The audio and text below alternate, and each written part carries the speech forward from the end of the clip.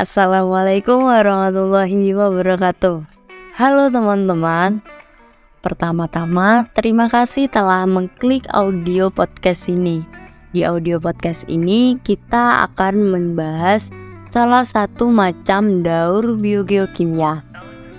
Nah, sebelum itu kita akan membahas sedikit saja tentang daur biogeokimia. Jadi, daur biogeokimia adalah proses penggunaan dan pelepasan unsur anorganik yang melibatkan peristiwa biologi, geologis, dan kimia. Di daur biogeokimia ini terdapat 5 macam daur, yaitu daur karbon, daur nitrogen, daur sulfur, daur air, dan daur fosfor. Nah, di sini kita akan membahas tentang daur fosfor saja. Jadi, daur fosfor merupakan satu-satunya siklus di daur biogeokimia yang tidak melewati atmosfer, dikarenakan tidak memiliki fase gas. Peranan fosfor di kehidupan kita sangat penting.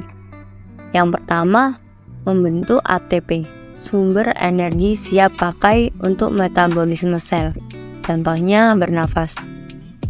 Yang kedua, membentuk penyusunan tulang dan DNA.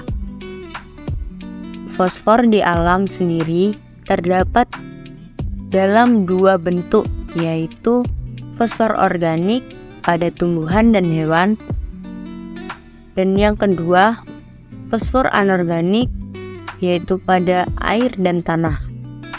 Nah, siklus fosfor ini terdapat 4 macam tahapan, yaitu yang pertama, pelapukan batuan, yang kedua, penyerapan oleh tanaman dan hewan, ketiga, dekomposisi, dan yang terakhir, mineralisasi.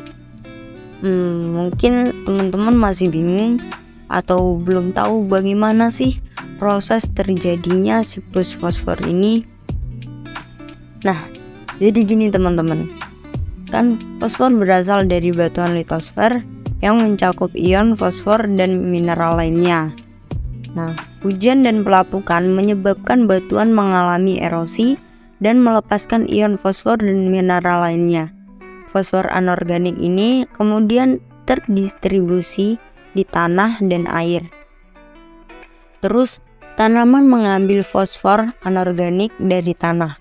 Kemudian tanaman tersebut dikonsumsi oleh hewan. Begitu berada di tumbuhan dan hewan, fosfor dimasukkan ke dalam molekul organik seperti DNA. Lalu terjadi proses dekomposisi, yaitu ketika tanaman atau hewan mati, itu membusuk dan proses organik dikembalikan ke tanah. Nah, di dalam tanah, bentuk organik fosfor dipecahkan oleh bakteri menjadi anorganik fosfor. Proses ini disebut mineralisasi. Lalu, fosfor dalam tanah dapat berakhir di saluran air dan akhirnya ke lautan, serta terjadi proses sedimentasi dari waktu ke waktu. Nah, tanah dan air itu akan berakhir di sedimen dan batuan yang akan kembali melepaskan fosfor melalui pelapukan. Nah, fosfor sendiri juga memiliki manfaat dan dampak loh teman-teman. Manfaatnya nih, kalau dalam pembuatan pupuk, fosfor merupakan komponen penting.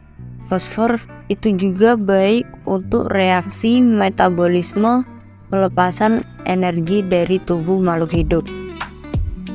Nah, dampaknya, misalkan nih, penggunaan pupuk fosfor untuk meningkatkan tingkat fosfor dalam tanah, jika terlalu sering menggunakan pupuk tersebut, akan mengurangi kesuburan tanah dan juga berbahaya bagi mikroorganisme yang ada di dalam tanah. Serta ketika terhanyut ke aliran air terdekat, mereka berbahaya bagi kehidupan di air. Jadi gitu teman-teman. Ada manfaatnya, tapi juga ada dampaknya. Oke, itulah penjelasan singkat dari kami tentang siklus fosfor. Sebelum menutup audio podcast ini, kami ada pantun nih untuk teman-teman. Nunggu makan sambil duduk anteng, makannya soto pakai koya. Wahai teman-temanku yang cantik dan ganteng, gak usah komen ya. Salah. Maksudnya jangan lupa komen ya. Sekian audio podcast dari kami. Wassalamualaikum warahmatullahi wabarakatuh. Bye-bye.